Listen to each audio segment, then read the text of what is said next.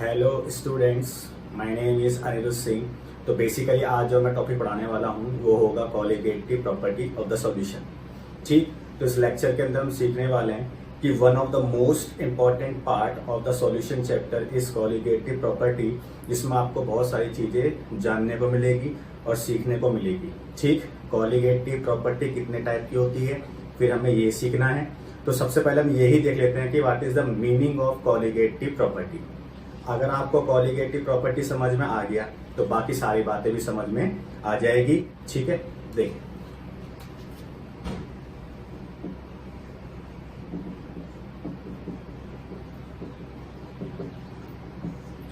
So what is the meaning of colligative property. Colligative property का मतलब क्या है, किसी भी सॉल्यूशन की जो भी प्रॉपर्टी होती है वो सिर्फ नंबर ऑफ सॉलिड पार्टिकल्स पे डिपेंड करती है, उनके नेचर पे डिपेंड नहीं करती। यही आपको ध्यान रखना है। ठीक, मैं रिपीट कर रहा हूँ, किसी भी सॉल्यूशन की प्रॉपर्टी सिर्फ नंबर ऑफ सॉलिड पार्टिकल्स पे डिपेंड करती है, उनके नेचर पे डिपेंड नहीं करती। तो इसे समझ लेते हैं। मैं डेफिनेशन लिख देता हूं ताकि आप इसको राइट डाउन करते रहें साथ साथ में। देखें, the solution whose property depend on the number of solute particles but not on their nature। ठीक, तो डेफिनेशन क्या कहती है, किसी भी सॉल्यूशन की जो प्रॉपर्टी होती है वो नंबर ऑफ सॉलिड पार्टिकल्स पे डिपेंड करती है, उनके नेचर पे डिपेंड नहीं करती। तो अभी इससे आगे समझते हैं कि ये बेसिकली है क्या, बता क्या रहा है, ताकि आपको इजीली समझ में आ जाए।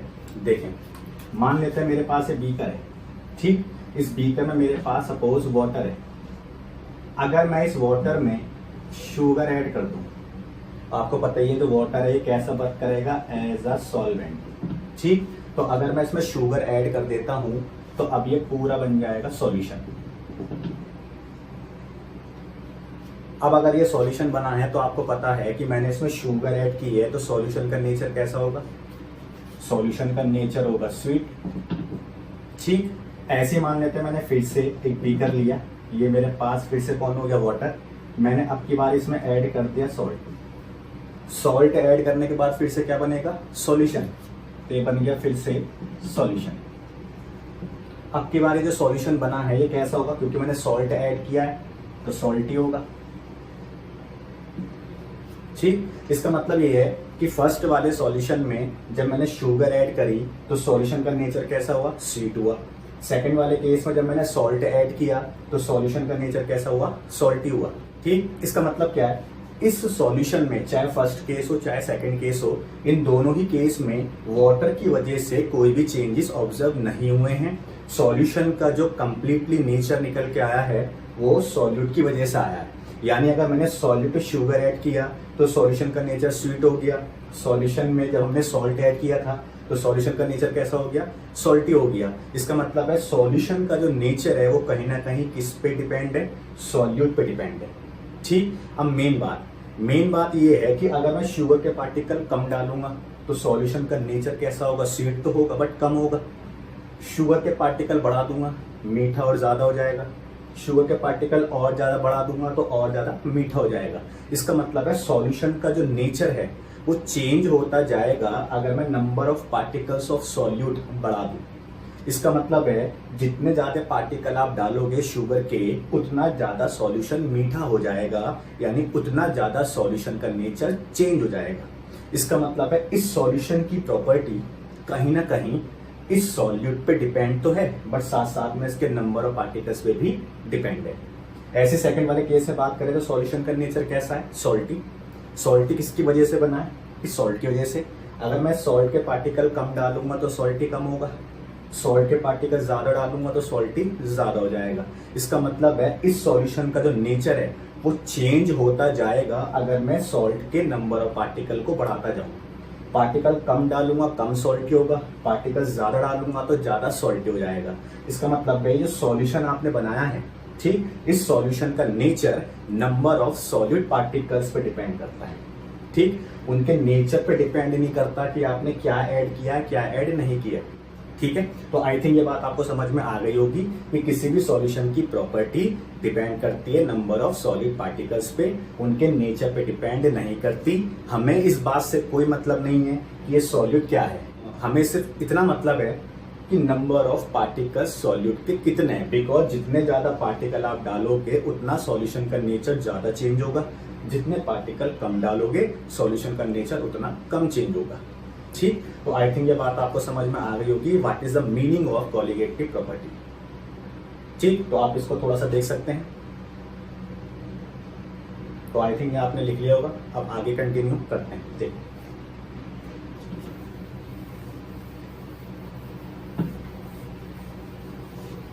कॉलिगेटिव प्रॉपर्टी बहुत इजी है, कोई दिक्कत नहीं आती, इजी टॉपिक है, आराम से समझ में आएगा, न्यूमेरिकल भी इजी है, कोई दिक्कत नहीं आएगी। बट कंडीशन ये है कि आपको इस टॉपिक को रटना नहीं है, समझना है कि कॉलिगेटिव प्रॉपर्टी एक्चुअली है क्या। ये डिपेंड करती है नंबर ऑफ सॉलिड पार्टिकल्स पर और उनके नेचर पर डिपेंड नहीं करती। ये हमारी मेन लाइन है। ठीक है, तो पढ़ते हैं कि कॉलिगेटिव प्रॉपर्टी कितने टाइप की होती है। देखें, एक हमारे पास होता है relative lowering of vapour pressure. ठीक, दूसरा हमारे पास होता है एलिवेशन इन बॉइलिंग पॉइंट। तीसरा होता है डिप्रेशन इन फ्रीजिंग पॉइंट और चौथा होता है ऑस्मोटिक प्रेशर। तो कुल मिलाकर ये 4 कॉलिगेटिव प्रॉपर्टी हमारे पास है। फर्स्ट हमारे पास कौन सी हो गई, relative lowering of vapour pressure. Second हमारे पास हो गई एलिवेशन इन बॉइलिंग पॉइंट।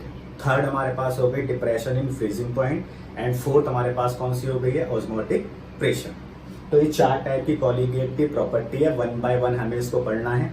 ठीक, तो फर्स्ट जो हम स्टार्ट करते हैं that is relative lowering of vapour pressure. ठीक, तो आइए देखते हैं कि ये है क्या।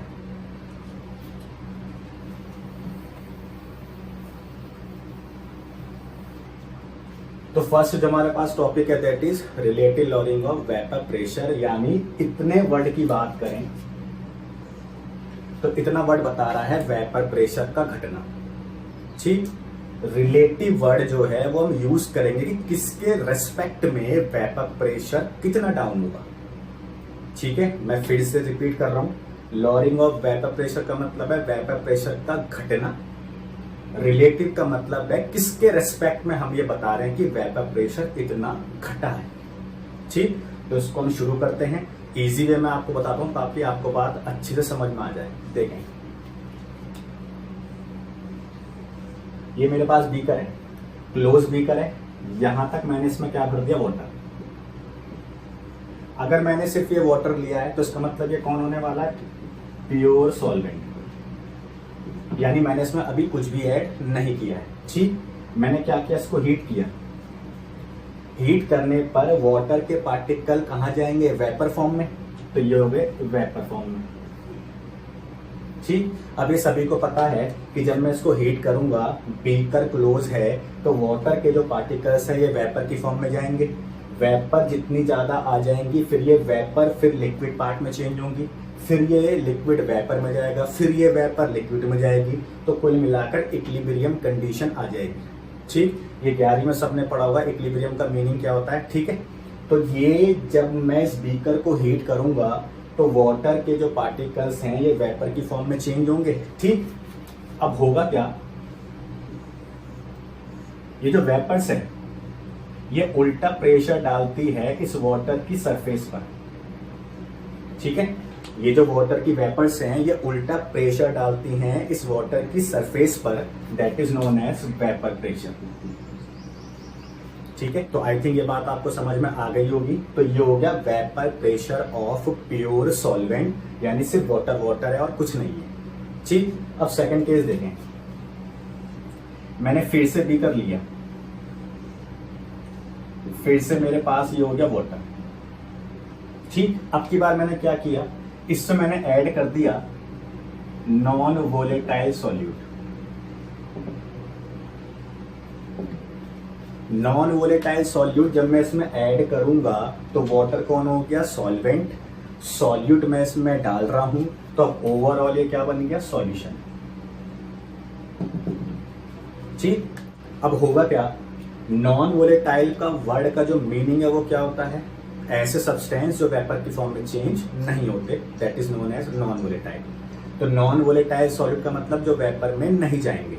अब खुद सोचो, जब इन नॉन वोलेटाइल सॉल्यूट में इसमें ऐड करूंगा तो इसका मतलब है इस नॉन वोलेटाइल सॉल्यूट के पार्टिकल्स को भी कुछ ना कुछ स्पेस चाहिए। तो इसका मतलब है, मान लेते हैं नॉन वोलेटाइल ये आ गए। अब ये जो नॉन वोलेटाइल के पार्टिकल्स हैं, ये ना तो खुद वेपर की फॉर्म में जाएंगे और ना ही इन वाटर के पार्टिकल्स को वेपर की फॉर्म में जाने देंगे। इसका मतलब है अब जो वेपर बनने के चांसेस हैं वो कम हो जाएंगे as compared to first one. यानी अगर मैं यहाँ बात करता हूँ तो यहाँ से वाटर वाटर है, वेपर बनने में कोई दिक्कत नहीं आएगी।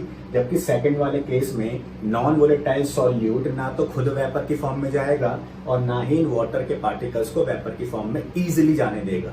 इसका मतलब है अब जो आपके पास वेपर मिलनी चाहिए वो कम मिलनी चाहिए। ठीक, तो इसका मतलब है लेट कर लेते हैं, दो वेपर यहां से निकली है तो ये हो गया इसका वेपर प्रेशर। ठीक, तो आई थिंक ये बात आपको समझ में आ गई होगी कि नॉन वोलेटाइल सॉल्यूट डालने पर ना तो ये खुद वेपर की फॉर्म में आएगा और ना ही वाटर के पार्टिकल्स को वेपर की फॉर्म में जाने देगा, जिसकी वजह से जो वेपर आएंगी वो कम आएंगी और वेपर कम आएंगी तो वेपर प्रेशर कम हो जाएगा। कम दिखाने के लिए मैंने दो ही वेपर लेट किए हैं। ठीक, अब इन दोनों को कंपेयर करें तो यहाँ पे कितनी वेपर है, 3। ये मैंने लेट किया, ध्यान रखना। यहाँ पे कितनी वेपर है, 3 है। इन 3 की वजह से वेपर प्रेशर आएगा। यहाँ पे कितनी वेपर है, 2 है, ये भी मैंने लेट किया है, तो यहाँ इन 2 की वजह से वेपर प्रेशर आएगा। तो अगर मैं इन दोनों को कंपेयर करूं तो पहले वेपर प्रेशर ज्यादा है जब तक नॉन वोलेटाइल सॉलिड ऐड नहीं है, तो प्योर सॉल्वेंट का वेपर प्रेशर ज्यादा होगा बिकॉज वेपर ज्यादा है। सॉल्यूशन की बात करते हैं तो वेपर प्रेशर कैसा है, कम, क्योंकि वेपर्स कम है। तो अब आप यहां से इजीली समझ सकते हो कि पहले वेपर प्रेशर ज्यादा था और अब वेपर प्रेशर कम हो चुका है। That is lowering of vapour pressure, यानी वेपर प्रेशर का घटना। तो अगर मैं प्योर सॉल्वेंट का वेपर प्रेशर P0 लिख दूं और सॉल्यूशन का वेपर प्रेशर लिख दूं PS। ठीक, तो ये दोनों सिंबल हो गए। P0 का मतलब हो गया, ये सिंबल हो गया प्रेशर ऑफ प्योर सॉल्वेंट और PS मतलब हो गया प्रेशर ऑफ सॉल्यूशन। तो मैं एक डाटा लेट कर लेता हूं। मान लेते हैं प्योर सॉल्वेंट का वेपर प्रेशर 10 है, ठीक, और सॉल्यूशन का जो वेपर प्रेशर है वो 6 है। तो आपको ये डाटा देख के समझ में आ रहा होगा कि पहले वेपर प्रेशर ज्यादा था यानी 10 और अब जो वेपर प्रेशर है वो कितना है, 6, यानी डाउन हो गया। तो अगर मैं P0 माइनस PS कर दूं यानी 10 माइनस 6 कर दूं तो कितनी वैल्यू आई, 4। तो ये 10 माइनस 6 इज इक्वल टू 4 मुझे क्या बता रहा है, ये बता रहा है पहले प्रेशर 10 था, बाद में प्रेशर कितना हो गया 6, तो 10 माइनस 6 का क्या आ गया 4। इसका मतलब है पहले प्रेशर अगर 10 था और बाद में प्रेशर अगर 6 हो गया, इसका मतलब है जो 4 है यानी जो 4 है इतना प्रेशर डाउन हो गया है। ये डाउन किसकी वजह से हुआ है, इस नॉन वोलेटाइल सॉल्यूट की वजह से, क्योंकि ना तो खुद वेपर की फॉर्म में गया और ना ही इस वाटर के पार्टिकल्स को वेपर की फॉर्म में इजीली जाने दिया। ठीक, तो P0 माइनस PS को मैं क्या बोल सकता हूं, लॉरिंग ऑफ वेपर प्रेशर। यहां तक बात आपको समझ में आ गई होगी। तो अब यहां से आपको करना क्या है, देखें, मैं इस टर्म को यहां लिख देता हूं साइड में ताकि आपको आगे के लिए ध्यान रहे। देखें, तो ये हो गया P0 माइनस PS, इसको हम क्या बोलते हैं, लॉरिंग ऑफ वेपर प्रेशर। ठीक, अब यहां से सुने आपको करना क्या क्या है। आपने पढ़ा होगा राउस लॉ, आपने अगर पढ़ लिया है तो बेटर है और नहीं पढ़ा है तो मैंने प्रीवियस वीडियो में राउस लॉ पढ़ाया है, आप वहां जाके देख सकते हो। Rouse law in case of non volatile solute. ठीक है, राउस लॉ ने ये कहा था किसी भी कंपोनेंट का जो पार्शियल प्रेशर होता है वो इक्वल होता है उसके प्योर प्रेशर के और मोल फ्रैक्शन के। ठीक है, अगर मैं यहाँ पे बात करता हूं इन टर्म्स ऑफ सॉल्वेंट, ठीक है, तो आप एक काम करें, प्योर सॉल्वेंट इसको आप A मान लो। ठीक, जो सॉल्यूट है इसको आप बी मान लो। ठीक है, तो राउस लॉ ने ये बोला था, अगर मैं इन टर्म्स ऑफ सॉल्वेंट की बात करूं तो किसी भी सॉल्वेंट का जो पार्शियल प्रेशर होगा वो इक्वल होता है उसके प्योर प्रेशर के और मोल फ्रैक्शन के। ठीक, तो ये कंडीशन आपने राउस लॉ में पढ़ी होगी। ठीक है, अब यहां से मेन कहानी जो आपको याद करनी है। ठीक है, देखो अगर मैं इस पूरे टर्म की बात करूं, इस पूरे टर्म में सॉल्यूशन का जो प्रेशर निकल के आया है वो किसकी वजह से आया है, ये सोचने वाली बात है। ठीक है, देखें इस पूरे सॉल्यूशन में वेपर्स किसने दिए हैं, नॉन वोलेटाइल सॉल्यूट तो वेपर में जाने से रहा, तो अब एक ही बात बचती है, इस पूरे सॉल्यूशन में जो भी वेपर्स आई हैं वो सिर्फ सॉल्वेंट की आई हैं और सॉल्वेंट की ही वेपर आई है बाहर, तो कुल मिलाकर सॉल्यूशन का जो प्रेशर है वो सॉल्वेंट की वजह से ही है। इसका मतलब है मैं बोल सकता हूं कि जो प्रेशर होगा यानी प्रेशर ऑफ सॉल्यूशन वो ही क्या होगा, प्रेशर ऑफ सॉल्वेंट। तो आई थिंक आपको ये बात समझ में आ रही होगी, इस पूरे सॉल्यूशन में जो भी प्रेशर डेवलप हुआ है वो सिर्फ सॉल्वेंट की वजह से हुआ है, क्योंकि नॉन वोलेटाइल सॉल्यूट तो वेपर में गया ही नहीं। अब सिर्फ कौन बचा, सॉल्वेंट बचता है, तो सॉल्वेंट ही गया, यानी जो दो मैंने ये वेपर लेट की है, ये दो वेपर किसकी आई है, वाटर की ही तो आई है बाहर। इसका मतलब इस सॉल्यूशन में जो भी वेपर प्रेशर डेवलप हुआ है वो सिर्फ सॉल्वेंट की वजह से हुआ है। तो इस सॉल्यूशन का जो भी प्रेशर होगा वो किसके इक्वल होगा, प्रेशर ऑफ सॉल्वेंट के। ठीक है, अब ये प्रेशर कौन सा है, ध्यान रखना ये पार्शियल प्रेशर है, प्योर नहीं है, यानी ये वाला नहीं है। पार्शियल वर्ड का मतलब क्या होता है कि किसी भी सॉल्यूशन में सिंगल कंपोनेंट का जो प्रेशर होता है उसे हम बोलते हैं पार्शियल प्रेशर। इसका मतलब ये रहा कि ये वाला जो प्रेशर है वो कौन सा है, पार्शियल है, ये ध्यान रखना। तो इस पूरे सॉल्यूशन का जो प्रेशर है इसका सिंबल क्या है, सॉल्यूशन के प्रेशर का पीएस, तो ये हो गया पीएस। ठीक, equal to partial pressure of solvent, तो सॉल्वेंट का केस ये रहा, पार्शियल प्रेशर कौन होता है, ये प्योर होता है जिसके ऊपर नॉट होता है, तो पार्शियल प्रेशर हो गया पी और ये ए। तो आई थिंक यहां तक बात आपको समझ में आ गई होगी कि किसी भी सॉल्यूशन का जो प्रेशर है वो कहीं ना कहीं किसकी वजह से है, सॉल्वेंट की वजह से।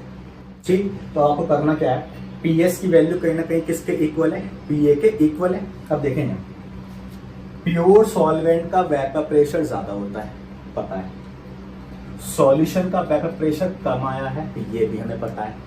तो आज के बाद एक लाइन हमेशा ध्यान रखेंगे कि प्योर सॉल्वेंट का वेपर प्रेशर हमेशा ज्यादा होता है एज कंपेयर टू सॉल्यूशन। फिर से रिपीट कर रहा हूं, इस लाइन से बहुत सारे क्वेश्चन सॉल्व होंगे, तो ध्यान रखना प्योर सॉल्वेंट का वेपर प्रेशर हमेशा ज्यादा होगा एज कंपेयर टू सॉल्यूशन। ठीक, अब देखें पहले प्रेशर ज्यादा था, अब प्रेशर कम है, तो इसका मतलब है प्रेशर में डिक्रीमेंट हुआ है, यानी प्रेशर डिक्रीज हुआ है। इसका मतलब लॉरिंग ऑफ वेपर प्रेशर, मैं लॉरिंग ऑफ वेपर प्रेशर को डेल्टा पी बोल सकता हूं। ठीक है, तो वेपर प्रेशर का जो घटना है delta P equal to P not minus P S. P not minus P S का मतलब क्या था, लॉरिंग ऑफ वेपर प्रेशर, इसलिए मैंने ये हटाया नहीं है, आप ध्यान रखना। लॉरिंग ऑफ वेपर प्रेशर का मतलब क्या है, P not minus P S, यानी पहले कितना था और बाद में कितना रह गया। ठीक, तो लॉरिंग ऑफ वेपर प्रेशर का सिंबल मैंने क्या दे दिया, डेल्टा पी, तो डेल्टा पी इजिकल टू क्या हो गया, P not minus P S. तो आई थिंक यहां तक बात आपको समझ में आ गई होगी। अब delta P equal to P not minus, ये पी एस है, ये पी एस किसके इक्वल है, पी ए के। तो अगर मैं यहाँ पे पी ए की जगह इस पी एस को रख दूं तो अब ये क्या बन जाएगा, P S is equal to P not A into X A. समझ आ रही बात ये। अब क्या है, P S is equal to P not A into X हो गया, इस पी एस की वैल्यू को यहां रख दो, तो आप पी एस की वैल्यू को यहां रख दोगे तो क्या आ जाएगा, ये P not A into X A. मैं फिर से रिपीट कर रहा हूं ताकि आपको समझ में आ जाए। Delta P equal to P not minus P S हुआ, यानी lowering of vapour pressure, P not का पी नॉट रहा माइनस पी एस। सॉल्यूशन का जो वेपर प्रेशर होगा वो ही क्या होगा, पार्शियल प्रेशर होगा सॉल्वेंट का, तो P S is equal to P A था। अब यहाँ पे पी ए इजिकल टू क्या है, पी नॉट ए एक्स ए, तो यहाँ पे मैंने पी ए की जगह क्या रख दिया, पी एस। तो ये हो गया P S is equal to P not A into X, यानी ये। अब इस पी एस की वैल्यू को मैंने यहां रख दिया तो ये आ गया, ठीक है। अब देखें तो ये हो गया delta P is equal to P not minus, ये आपके पास क्या आ जाएगा, P not A into X है, ठीक। तो अब यहां से होगा क्या, पी नॉट ए और ये पी नॉट, तो पी नॉट वाला केस क्या आ जाएगा, कॉमन, यानी बाहर क्या बच गया, 1 माइनस एक्स। अब ध्यान से सुन लो पहले, ये जो पी नॉट है ये कौन है, प्रेशर ऑफ प्योर सॉल्वेंट, यानी इसकी बात हो रही है, और इसको मैंने क्या लेट किया है, ए। तो ये बेसिकली कौन है, ये ए है, पी नॉट ए, ये भी ए है और ये भी ए है, तो कंफ्यूज मत होना, ठीक है। अब देखें यहाँ ये क्या बच गया, डेल्टा पी। तो कुल मिलाकर ये आ गया delta P is equal to P not और 1 माइनस एक्स से। यहां तक आपको बात समझ में आ गई होगी, ठीक। इस पी नॉट को नीचे ले आओ, तो delta P upon P not is equal to 1 minus X. I think यहां तक बात आपको समझ में आ गई होगी। अब देखें करना क्या है, डेल्टा पी किसके इक्वल है, P not A minus P S के। तो मैंने डेल्टा पी की जो ये वैल्यू है P not minus P S वो यहाँ पे रख दी, तो ये आ गया P not A minus P S upon में क्या है, पी नॉट ये ए है is equal to 1 minus X है, ठीक। अब आपको करना क्या है, ये 1 माइनस एक्स है, ये ए कौन है, ए है प्योर सॉल्वेंट, तो ये एक्स का मतलब क्या है, मोल फ्रैक्शन ऑफ सॉल्वेंट, ठीक है। आपने पढ़ा होगा X A plus X B is equal to 1 होता है, ठीक। अगर मैं एक्स बी की वैल्यू निकालना चाहता हूं तो X B is equal to क्या हो जाएगा, 1 माइनस एक्स ए। तो 1 माइनस एक्स ए किसके इक्वल है, एक्स बी के। तो अगर मैं यहां पे पुट कर दूं तो ये हो गया P not A minus P S upon P not A is equal to X B. तो ये फाइनल रिजल्ट आ गया। तो आई थिंक ये सारी बातें आपको समझ में आ गई होगी।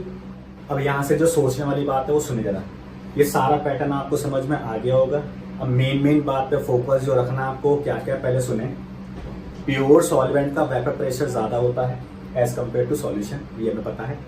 यहाँ पे वैल्यू मैंने 10 लिखी है, यहाँ पे मैंने वैल्यू 6 लिखी है, तो इससे कंफर्म हो गया कि यहाँ पे प्योर सॉल्वेंट का जो प्रेशर है वो ज्यादा होता है और सॉल्यूशन का प्रेशर कम होता है, ठीक। ये जो फाइनल रिजल्ट आया है, इस फाइनल रिजल्ट में आपको क्या चीज नोटिस करनी है पहले ये देख लेते हैं, उसके बाद बढ़ते हैं आगे। देखो आई थिंक मैं इसको रफ कर देता हूँ ताकि आपको समझ में आ जाए।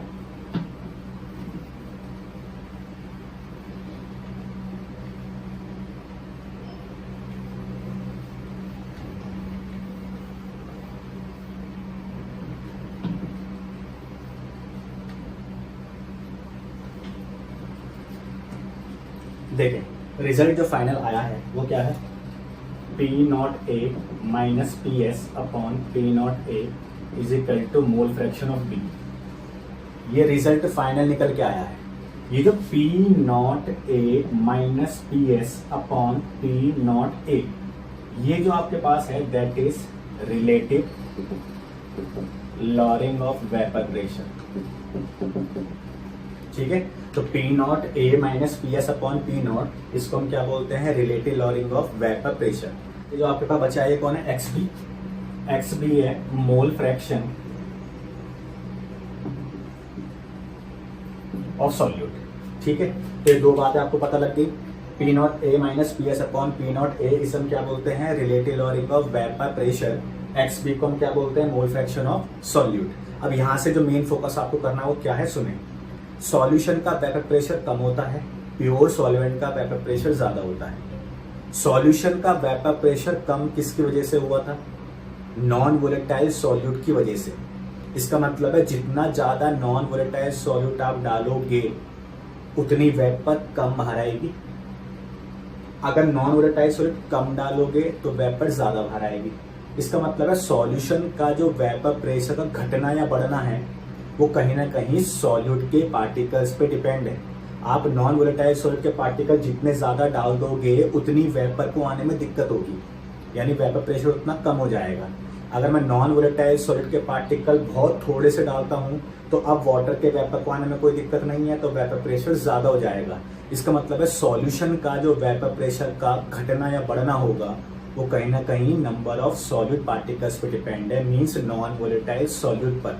तो अब ये कहानी आप ध्यान से देखें, relative lowering of vapour pressure is equal to the mole fraction of solute. इसका मतलब ये वेपर प्रेशर का जो घटना है वो कहीं ना कहीं सॉल्यूट के पार्टिकल्स पे डिपेंड है।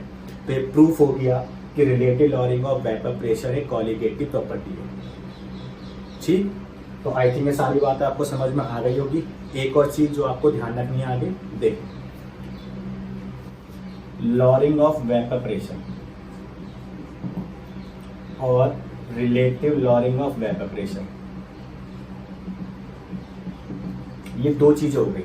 लॉरिंग ऑफ वेपर प्रेशर ये बताता है वेपर प्रेशर कितना घट रहा है। ठीक, रिलेटिव वर्ड का मतलब है कि जो प्योर सॉल्वेंट है उसके रेस्पेक्ट में कितना घटा है। ठीक है, इसका मतलब है अगर मैं प्योर सॉल्वेंट के रेस्पेक्ट में चेक कर रहा हूं कि अगर मैंने इतना नॉन वोलेटाइल सॉल्यूट डाल दिया तो प्योर सॉल्वेंट का वेपर प्रेशर इतना बढ़ गया या इतना घट गया। ठीक, इसका मतलब है कि जो relative lowering of vapour pressure है यहाँ पे विद रेस्पेक्ट हम चेक कर रहे हैं कि कितना वेपर प्रेशर बढ़ रहा है या घट रहा है। इसका मतलब relative lowering of vapour pressure एक कॉलिगेटिव प्रॉपर्टी है, but lowering of vapour pressure ये कॉलिगेटिव प्रॉपर्टी नहीं है। ठीक है, क्योंकि रिलेटिव के वर्ड का जो मीनिंग है वो क्या, हम चेक कर रहे हैं कि किसके रेस्पेक्ट में वेपर प्रेशर कितना घट रहा है। इसका मतलब है यहाँ हम चेंजेस को ऑब्जर्व कर रहे हैं विद रेस्पेक्ट, ठीक, इसके प्योर सॉल्वेंट के।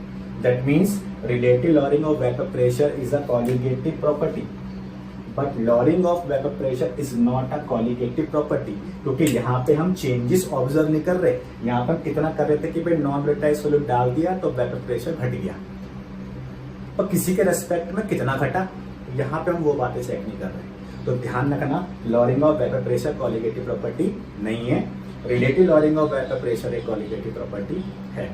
ठीक, अब यहां से आगे कंटिन्यू करते हैं फॉर्मूला वगैरह ताकि आप न्यूमेरिकल कर पाओ। ठीक है, देखें, तो अब यहां से कंटिन्यू आगे क्या करना है, देखें, मैंने ए को क्या बोला था, सॉल्वेंट, यानी प्योर सॉल्वेंट, ठीक है, और बी को मैंने क्या बोला था, सॉल्यूट। तो अगर मैंने ए को सॉल्वेंट माना है और बी को सॉल्यूट माना है तो ए का मोल फ्रैक्शन क्या होगा, एक्स ए, बी का मोल फ्रैक्शन क्या होगा, एक्स बी। यहां तक तो बात ठीक है। तो ए के मोल्स क्या होंगे, एन ए, और बी के मोल्स क्या होंगे, एन बी। तो आई थिंक यहां तक बात आपको समझ में आ गई होगी। अब ये मोल फ्रैक्शन किसका है, सॉल्यूट का है। इसका मतलब सॉल्यूट के मोल्स ऊपर और टोटल मोल नीचे। मोल फ्रैक्शन आपको आता ही होगा। तो अगर सॉल्यूट का मोल फ्रैक्शन यहाँ पे लिखा हुआ है तो इसका मतलब है सॉल्यूट के मोल ऊपर और टोटल मोल नीचे लिखे जाएंगे। देखें, तो ये हो गया P not A minus P S upon P not A is equal to solute का मोल फ्रैक्शन है, इसका मतलब सॉल्यूट के मोल ऊपर और टोटल मोल नीचे। ठीक है, अब यहां से मेन टास्क है जो बेसिकली हम पढ़ रहे हैं वो क्या है, relative lowering of vapour pressure. तो ये जनरली डाइल्यूट सॉल्यूशन पर अप्लाई की जाती है। डाइल्यूट सॉल्यूशन का मतलब सॉल्यूट बहुत कम हो, सॉल्वेंट बहुत ज्यादा हो। तो फॉर डाइल्यूट सॉल्यूशन, तो डाइल्यूट सॉल्यूशन का मतलब क्या है, सॉल्वेंट बहुत ज्यादा हो, सॉल्यूट बहुत कम हो। तो ऊपर वाले केस की बात करिए, सॉल्यूशन तो है नहीं क्योंकि यहाँ पे मोल्स हैं सिर्फ सॉल्यूट के। नीचे वाले पार्ट में दोनों के मोल्स हैं, सॉल्यूट के भी है, सॉल्वेंट के भी है। इसका मतलब नीचे वाला पार्ट सॉल्यूशन है। तो अगर डाइल्यूट सॉल्यूशन होगा तो उस केस का मतलब क्या है, सॉल्वेंट के मोल्स ज्यादा होंगे, सॉल्यूट के मोल्स कम होंगे। तो ए यहाँ पे कौन है, सॉल्वेंट है, यानी N A is very very very very greater than N B. ठीक है, यानी अगर डाइल्यूट सॉल्यूशन का केस होगा तो उस केस में सॉल्वेंट के जो नंबर ऑफ मोल्स होंगे वो ज्यादा होंगे एज कंपेयर टू सॉल्यूट। ठीक, तो इसका मतलब है मैं इसमें से इस मोल्स ऑफ बी को नेग्लेक्ट कर सकता हूं as compared to N A.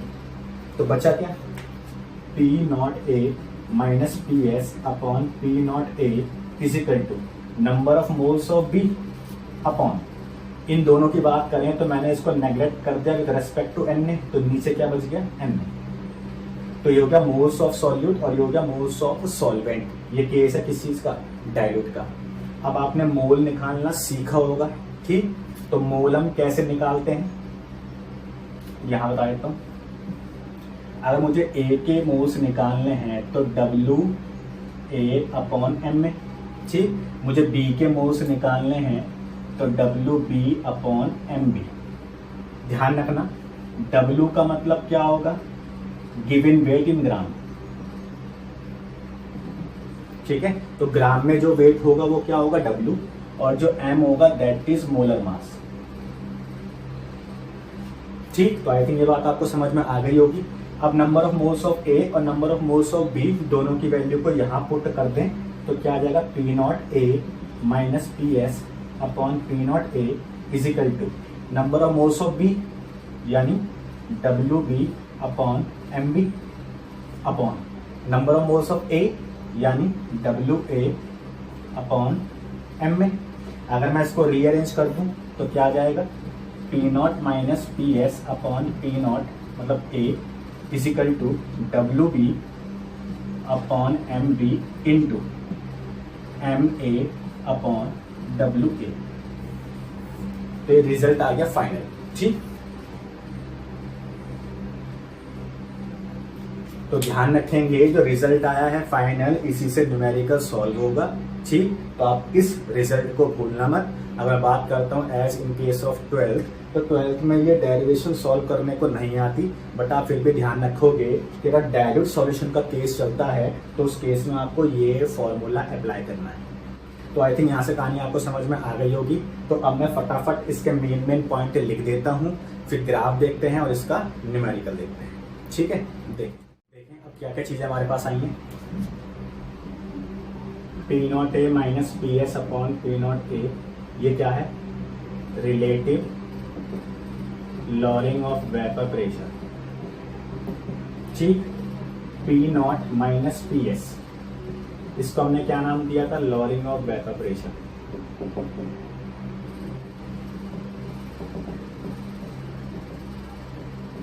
Next जो हमारे पास था वो क्या, P0A minus PS upon P0A is equal to WB upon MB into MA upon WA। तो ये तीन चीजें आपके पास आ गई हैं, ठीक है। P0A minus PS upon P0A, इसको हम क्या बोलते हैं, relative lowering of vapour pressure. P0A minus PS को हम क्या बोलते हैं, लॉरिंग ऑफ वेपर प्रेशर। और ये रिजल्ट है फाइनल जो निकल के आया था। तो इन तीनों की आपको हेल्प पड़ेगी न्यूमेरिकल के लिए, ठीक है। तो ये तीनों को हम अप्लाई करना भी शुरू करते हैं। पहले इसका ग्राफ देख लेते हैं और फिर इस पे एक न्यूमेरिकल करके देखते हैं ताकि आपको सारी बातें समझ में आ जाए, ठीक है। ग्राफ देखें पहले। अगर मैं ग्राफ खींचता हूँ वेपर प्रेशर, ठीक, वर्सेस टेम्परेचर के बीच, सभी को पता है जब स्टैंडर्ड जो प्रेशर लेके चलते हैं वो 1 atm या 1 बार लेके चलते हैं, ठीक है। तो ये मैं लिमिट मान लेता हूँ 1 atm की, ठीक है। अब आप ये सभी को वेल नोन होगा कि अगर मैं किसी भी सॉल्यूशन के लिए या प्योर सॉल्वेंट के लिए टेम्परेचर को बढ़ा देता हूँ तो टेम्परेचर बढ़ाने पर मॉलिक्यूल्स की काइनेटिक एनर्जी बढ़ेगी, और मॉलिक्यूल्स की काइनेटिक एनर्जी बढ़ेगी तो फटाफट वेपर की फॉर्म में चेंज होंगे, और जितनी जल्दी वेपर की फॉर्म में चेंज होंगे उतना प्रेशर ज्यादा डेवलप होगा। इसका मतलब है कि कहीं ना कहीं वेपर प्रेशर टेम्परेचर के डायरेक्टली होना चाहिए, यानी टेम्परेचर बढ़ाने पर वेपर प्रेशर बढ़ता है। तो कुल मिलाकर वेपर प्रेशर डायरेक्टली हो गया टेम्परेचर के। तो आप ये ध्यान रखोगे कि वेपर प्रेशर डायरेक्टली होता है किस चीज के, टेम्परेचर के। अब देखें, अगर मैं टेम्परेचर को बढ़ाता जाऊं तो वेपर प्रेशर बढ़ता जाएगा, बढ़ता जाएगा, बढ़ता जाएगा, बढ़ता जाएगा, बढ़ता जाएगा, यहाँ आ गया किसके इक्वल, 1 atm के इक्वल, ठीक है। इसका मतलब है टेम्परेचर बढ़ाने पर वेपर प्रेशर बढ़ता है। मैं मान लेता हूँ किसका है, प्योर सॉल्वेंट, ठीक है। तो इसका मतलब है टेम्परेचर बढ़ाने पर वेपर प्रेशर बढ़ता जा रहा है, बढ़ता जा रहा है, बढ़ता जा रहा है, ठीक। अब मैं बात करता हूँ सॉल्यूशन की। तो अभी मैंने आपसे एक लाइन बोली थी कि प्योर सॉल्वेंट का वेपर प्रेशर ज्यादा होता है, सॉल्यूशन का वेपर प्रेशर कम होता है। इसका मतलब है अगर मुझे लाइन ड्रॉ करनी है इसकी सॉल्यूशन के लिए तो लाइन नीचे से चालू होगी, क्योंकि सॉल्यूशन का वेपर प्रेशर प्योर सॉल्वेंट से कम होता है। तो यहाँ से लाइन शुरू कर लेते हैं, ठीक। देखें, तो इसका मतलब टेम्परेचर बढ़ाता जाऊंगा तो सॉल्यूशन का वेपर प्रेशर भी बढ़ता जाएगा, बढ़ता जाएगा, बढ़ता जाएगा, और ये 1 atm के इक्वल आ गया। तो ये हो गया प्रेशर किसका, सॉल्यूशन का। तो आप ध्यान से देखें, ये वाली जो लाइन है ये किसकी है, प्योर सॉल्वेंट का वेपर प्रेशर है, यानी P0A। ठीक, और ये लाइन किसकी है, सॉल्यूशन की। तो सॉल्यूशन का प्रेशर क्या हो गया, PS। तो आपको यहां से दिखाई दे रहा है कि प्योर सॉल्वेंट का वेपर प्रेशर ज्यादा है और सॉल्यूशन का वेपर प्रेशर कम है। ठीक, तो ये ग्राफ है किसका, relative lowering of vapour pressure. ठीक है, अब यहां से हम न्यूमेरिकल करके देख लेते हैं ताकि आपको ये टॉपिक अच्छे से समझ में आ जाए। और एक ही न्यूमेरिकल मैं बताता हूं जिसमें सारी बातें आपको निकालनी पड़ेगी, तो इजीली समझ में आ जाएगा। ठीक है, देखिए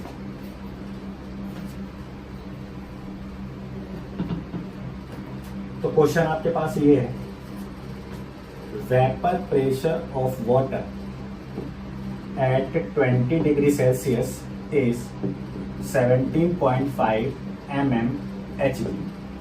ठीक है, इसके बाद ये कह रहा है and lowering of vapour pressure of sugar solution is 0.061 mmHg। और आपसे क्या क्या निकालने को कह रहा है, देखें, कैलकुलेट पहला relative lowering of vapour pressure, एक तो ये निकालने को कह रहा है। ठीक, दूसरा वेपर प्रेशर ऑफ सॉल्यूशन,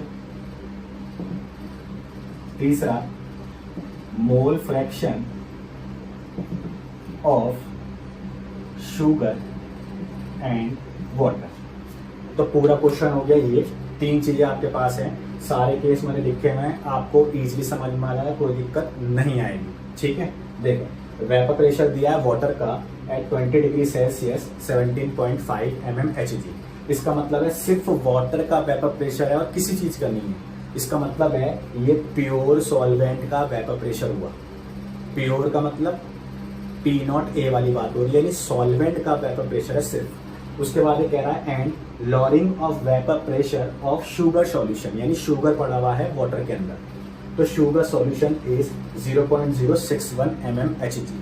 तो ध्यान से देखें, vapour pressure of water at 20 degree Celsius is this, सिर्फ वाटर है और कुछ नहीं है, तो प्योर सॉल्वेंट का वेपर प्रेशर हो गया, यानी P0A आपको दिया है 17.5 mmHg, यानी सिर्फ सॉल्वेंट का प्रेशर है, सिर्फ पानी का और कुछ नहीं है। ठीक, उसके बाद lowering of vapour pressure, lowering of vapour pressure P0A minus PS, तो P0A माइनस PS इसकी वैल्यू कितनी दी है, lowering of vapour pressure of sugar solution is this, यानी 0.061 mmHg। तो आई थिंक यहां तक बात आपको समझ में आ गई होगी। प्योर सॉल्वेंट यानी सिर्फ पानी का वेपर प्रेशर दिया गया है। सेकंड केस में लॉरिंग ऑफ वेपर प्रेशर दिया गया है शुगर सॉल्यूशन का। लॉरिंग ऑफ वेपर प्रेशर का मतलब हो गया P0A माइनस PS, यानी ये हो गया। तो इस पूरे की वैल्यू दी है ये। अब पहले क्या पूछा है, relative lowering of vapour pressure. तो आपके पास क्या आ गया, P0A minus PS upon P0A। अभी आपने पढ़ा है किसके इक्वल था, मोल फ्रैक्शन ऑफ B यानी सॉल्यूट के।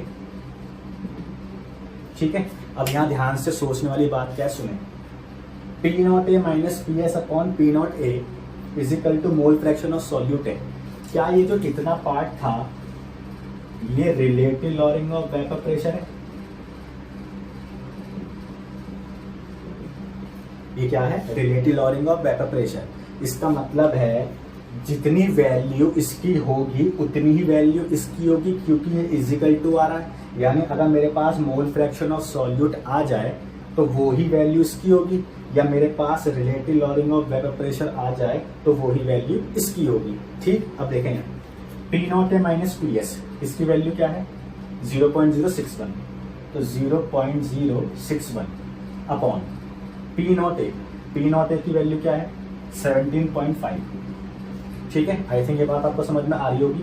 तो P0A माइनस PS की वैल्यू क्या होगी, 0.061 अपॉन P0A की वैल्यू क्या होगी, 17.5। ये पूरा डाटा किसके इक्वल है, relative lowering of vapour pressure, यानी इस पूरे डाटा को हम क्या बोलते हैं, relative lowering of vapour pressure. ठीक है, तो ये बात आपको समझ में आ रही होगी कि जो पूरा डाटा है इसको हम क्या बोलते हैं, relative lowering of vapour pressure.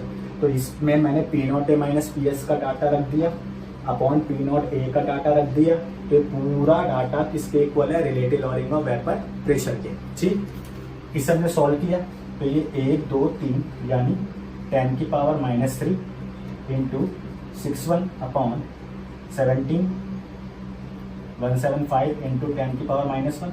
इसे आप ऊपर ले आओ, ये सेम है। इसको मैं यहाँ पे सॉल्व कर रहा हूँ आगे। तो ये हो गया 61 इंटू 10 की पावर -3 इंटू 10 की पावर, इसको ऊपर ले आओ 1 अपॉन 175। ठीक है, ये पोर्शन सेम ही है।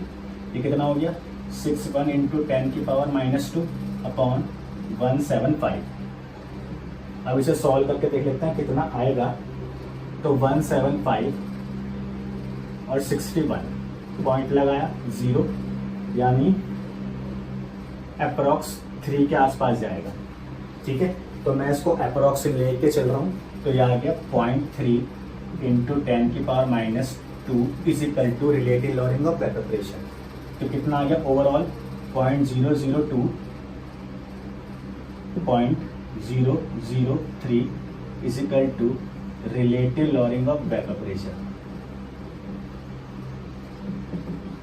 ठीक है, तो आई थिंक ये बात आपको समझ में आ गई होगी कि 0.003 क्या आ गया, relative lowering of vapour pressure, यानी इसका आंसर आ गया 0.003।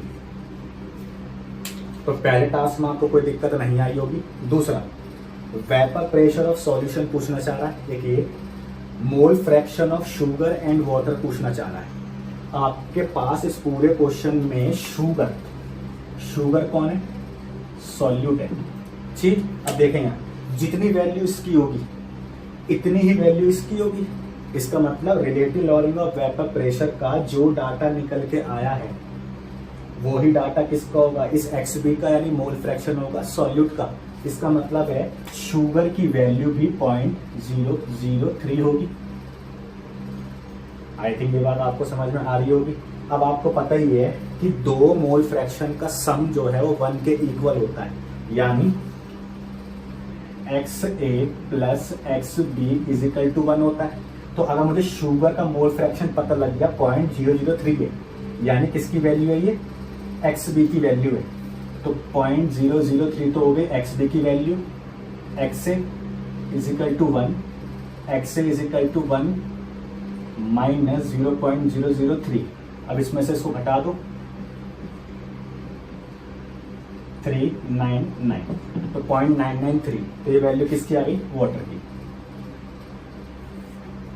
तो आई थिंक ये बात आपको समझ में आ गई होगी कि शुगर का जो मोल फ्रैक्शन निकल के आया है वो कहीं ना कहीं इसके इक्वली तो आएगा, यानी जो relative lowering of vapour pressure की वैल्यू होगी वही सॉल्यूट का मोल फ्रैक्शन होगा। तो सॉल्यूट हमारे पास कौन है, शुगर। तो शुगर का मोल फ्रैक्शन भी सेम आ गया।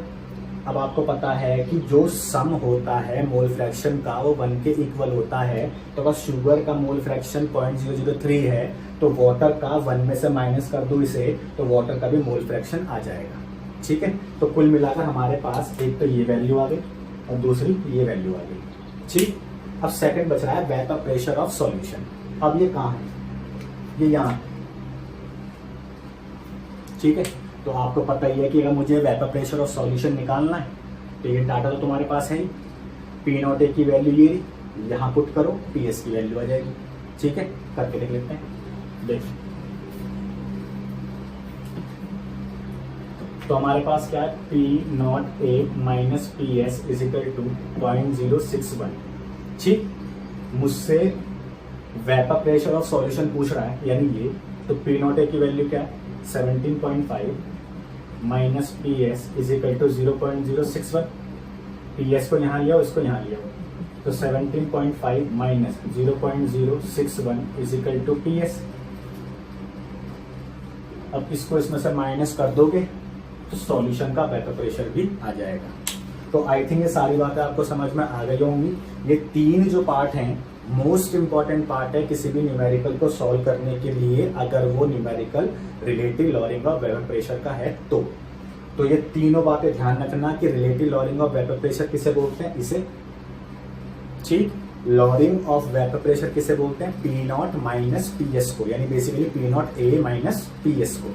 आप ए बी टर्म ये छोड़ दो, बस ये ध्यान रखना पी नॉट मतलब क्या होगा, प्रेशर ऑफ प्योर सॉल्वेंट। ए और बी से हमारा कोई मतलब नहीं है, ठीक है। तो आई थिंक ये पूरा लेक्चर आपको समझ में आ गया होगा।